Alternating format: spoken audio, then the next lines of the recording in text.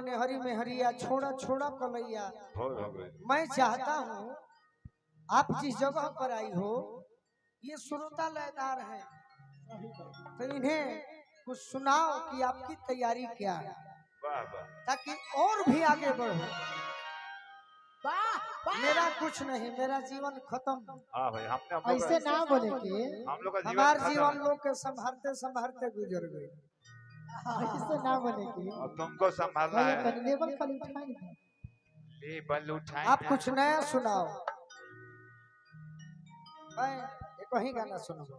नया सुना तो मारो तो भिखारी उखारी जी के गाना। ना सीएम तहरा बिना जे पैंट फाटल बा। हाँ कि छोड़ी के हमके ये बात हुआ। अरे नौकरी करेला भाव में कहो, रुको। भाव में छाती पीटो। परदेश जाता नहीं तब यह परदेश से के बेग हो। ये परदेश जाके तेरे कफन दे तहरा के छोड़ के जाते ए जा जा। मैनेजर चाचा हमारे बारे में हाँ ये अपने व्यवहार के बल पर अच्छा पिपरा कोठी कोटवा जिला मोतिहारी एक किन्नर समाज को अपने व्यवहार के बल पर जिला परिषद और प्रमुख बनाए हैं। हाँ और मुझे पुत्र की तरह मानते हैं। सही बात है। आप भी ऐसा कुछ गीत सुनाओ कि हमारे गार्जियन आपके फैन हो जाए। आपको भी पुत्री की जिनका नाम मैनेजर चाचा मनोज पासवान हनु। मनोज पासवान किन्नर समाज के आज अपने गायकी के बल पर मैनेजर चाचा के दिन से जिला परिषद प्रमुख बने। हाँ हाँ हमारे भाई है विकास जी हीरो शोरूम खोलने बा। हमारे मैनेजर चाचा अरुण भैया खाती आई बनी तारा के जाता नहीं छोड़ के जा। ए सैया चलो नहीं अब ए सैया जी का जब वो बाहर जाए के रहे ए सैया जी का रुआ जब बाहर अगोरी के रहे तो हमरा के जाओ ना के काहे भी नहीं एकरा से निमन अपन नहीं हो रहती हैं अपने में बतिए हम जाता नहीं बाहर। हट भाई जो जाइबे तो जो जाइबे तो जो। कौन ए सैया सुन ना कौन स्टेशन नजदीक बा? पिपरा कोठी। अरे स्टेशन उठन छोड़ी ना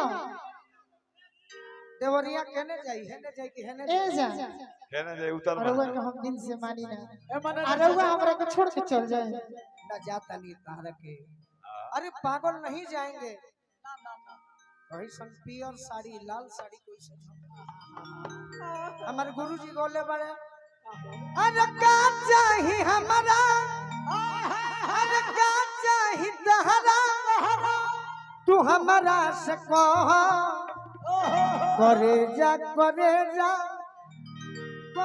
जे मेरो करे जा करे जे मेरो।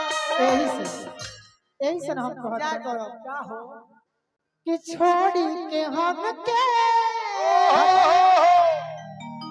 अरे नौकरी करेला जो जो जाइबे तो जो। कि कितना रुपया तू पावेला एने घूम ए के राजा जी ये भाव है ये मेहरारू के भाव है। ए बीरा में बिलक के आधा लइके हवे इहो आधा लइके ह बीरा के छाती पीट के। हमारा से लो हां गोलू राजा क्या कहला हल देखो ये बतिया हम कहते मेहरारू बन के अच्छा लगी तो ताली बजाई सब देखी भाव है। रुकी रुकी रुकी रुकी धान अरे बबीता बोधन।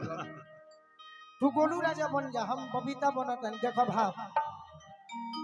अरे की छोड़ी के हमके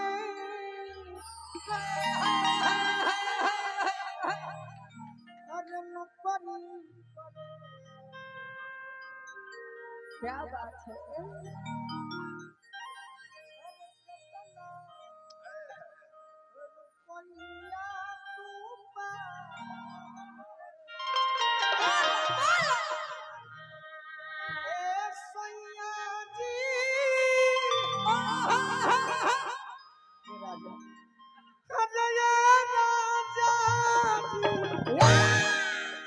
अरे याद बहुत तू हो याद बहुत तू आवे।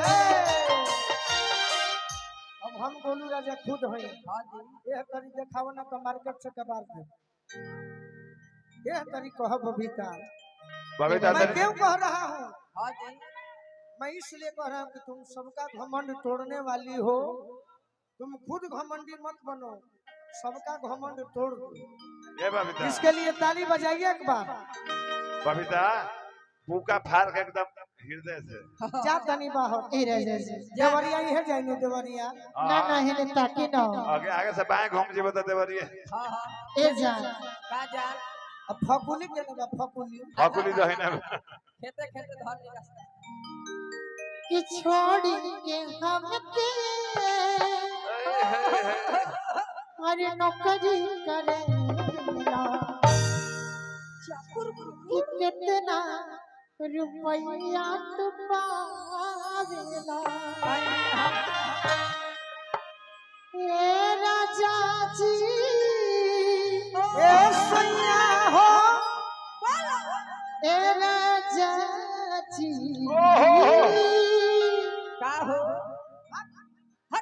तोरा में दम नहीं खा जाता है ए सैया जी ए राजा जी याद बहुत पूरा बेला याद बहुत पूरा फुर्सत न मिले तहरा लिखे के पतिया ड्यूटी से आवे लता धोइले लफटिया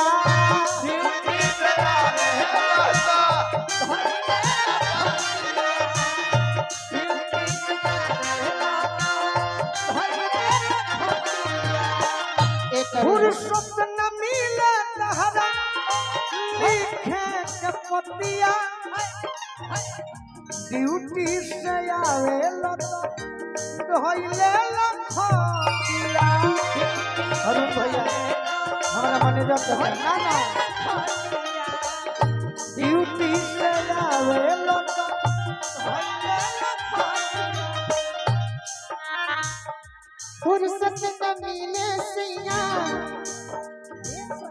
लिखे के पतिया सारा के जौन साड़ी देले रही डुमराव में ऊ का भई ऊ कही अपन हबू दे दिया अपने हस्बैंड को ब्यूटी से जावते तू भोली होला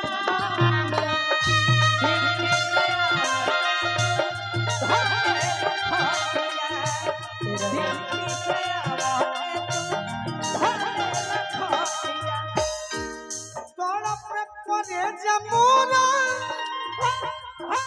रहिले छछन के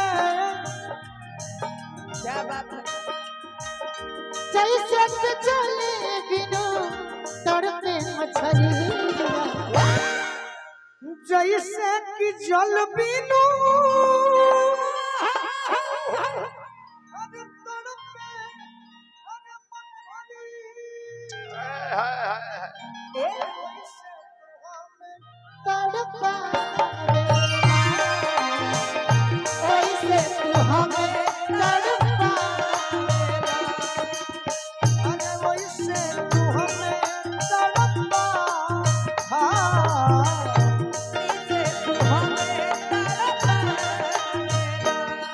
सूरज कब दूर गगन से अंधा कब दूर किरण से खुशबू कब दूर पवन से सब दूर बाहर चमन से हमको प्यार का बंधन है जन्म का संगम है ना ना ये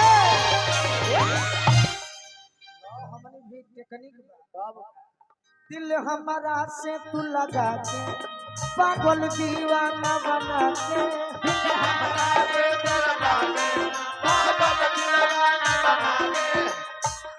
दर्द देलू तू जिंदगानी में बेवफा हो प्रेम कहानी में दर्द देलू तू जिंदगानी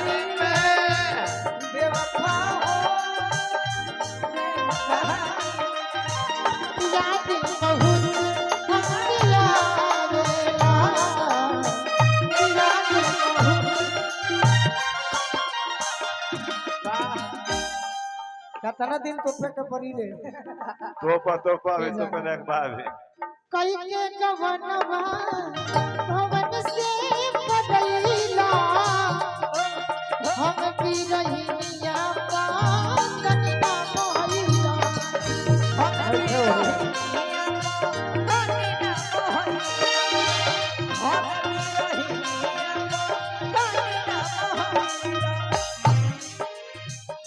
कई के गवनवा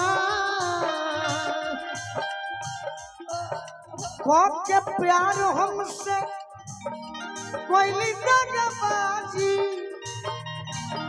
करत रहली प्यार बाकी कोई धोखाबाजी हम नहीं कइले